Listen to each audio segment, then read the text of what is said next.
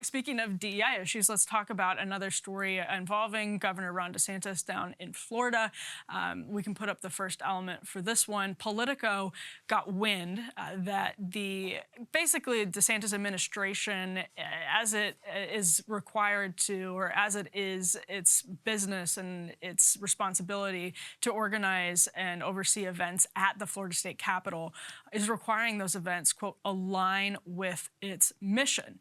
That can mean a lot of different things. That can mean a lot of different things. I'm reading from Politico here. They say one material change to the rule is that events must align with state agency missions and applications must come from an agency sponsor. This is according to a Department of Management Services letter that Politico got from multiple groups that were trying to plan events at the Capitol.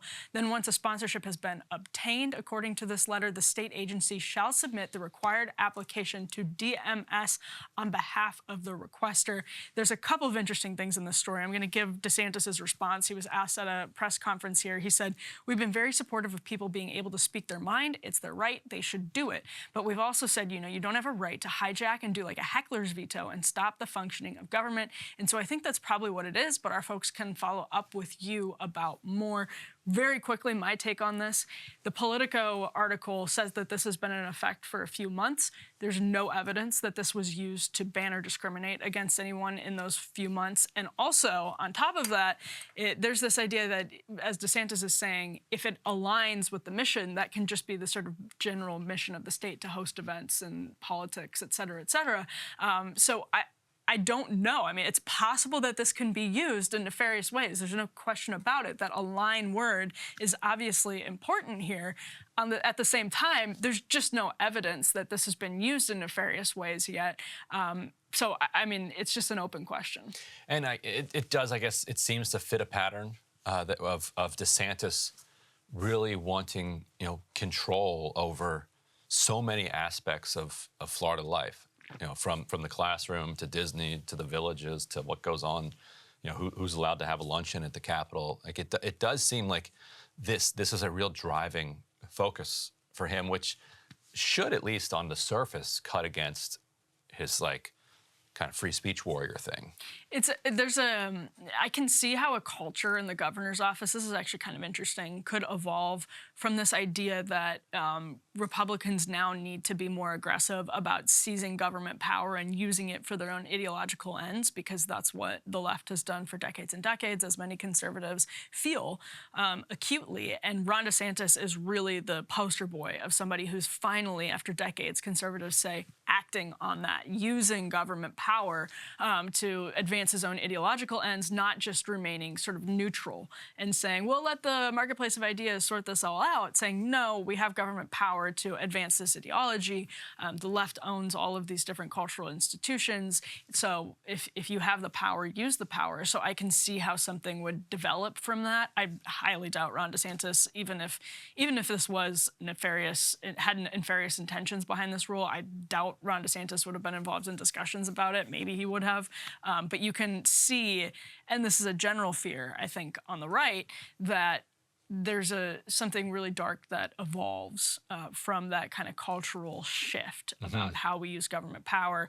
I do want to say, though, I don't have any, in this case, I think it's just an open question. If there were evidence that it had been used problematically, I'd be all about it. I had a problem with his, Stop Woke Act, even though I sort of generally like the thrust of it. I have no problem speaking out against DeSantis when I think he goes too far.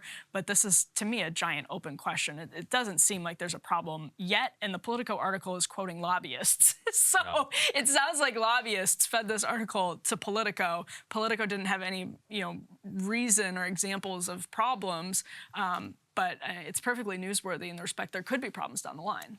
Does DeSantis ever back down, or does he have kind of a bunker circle the wagons campaign mentality? Because I could see a case where there might not actually be anything nefarious going on here, but if the lamestream media or the fake news media is accusing him of doing something, then he's going to dig in and just keep doing it, even if he's like, yeah, actually, I wouldn't have done it that way. But now that you've called me on it, I'm doing it that way. That's always a huge problem, and one that I think gets overlooked. I don't know. I don't think I've really seen that happen with DeSantis, because everything that sort of sparked debate, he's kind of doubled down on. I haven't really, but not in that sense. Like, he's just said he hasn't budged in either direction. He hasn't pushed it further, or hasn't, gone closer towards the center. We should put up the second element here. He's making appearances in some interesting states: Davenport and Des Moines, Nevada, Manchester, New Hampshire. An appearance in South Carolina is also being discussed, according to the New York Times. What a coincidence. Yeah, he likes the weather there. Yeah, loves the weather in Iowa, Nevada, New Hampshire, and South Carolina. Just lovely places this time of year. So obviously he hasn't announced anything. Donald Trump is announced. Nikki Haley is announced. There are other people exploring bids, potentially Tim Scott, potentially Mike Pompeo. It looks like definitely Mike Pompeo, but nothing has been formally announced. It seems like the writing is pretty much on the wall for DeSantis, although it's possible. There was a poll the other day showing him down like 15% to Donald Trump. It's possible he's sort of savvy enough, and I think he is obviously very savvy, whether or not you like him. He's made himself really popular on the right, coming from a position really of obscurity while he was here in the House. He was a Freedom Caucus member. And well, Donald Trump made him, so. Donald Trump, I mean, As he there's reminds some us all truth the to time. that. But yeah, so he's a talented politician at the very least, and that could be a reason he sees the writing on the wall, maybe backs out of a potential race if he sees Donald Trump has pretty much consolidated everything. I doubt that will be the case, but I think we'll probably find out sooner rather than later. Yeah, and last question for you. Is he too short to run for president? How dare you? Is spoken as a man in the 6-foot range. Yeah, I mean, we haven't elected a short president basically like ever. Do we know how short he is? What is he, like 5'7"? No, 5'8"? he's got to be taller. What do you think? Does he have taller vibes? I don't know. I would guess he's probably more like 5'10". We'll have to investigate this. Yeah, we're on top of this. We'll get on top of this. We'll get an update and bring it to you shortly. Hey guys, ready or not, 2024 is fully upon us now, and Sagar and I have been brainstorming ways that we can really up our game for this critical election. Yeah, we rely on our premium subs to expand our coverage, to add staff, to upgrade the studio. We just want to give you the best independent coverage of this election, which is possible. So if you can help us out, become a premium subscriber today, breakingpoints.com, or the link is down here in the description video. It really means the world to us, and if you like what we're all about, this is the best possible way to keep us 100% independent, working only for you.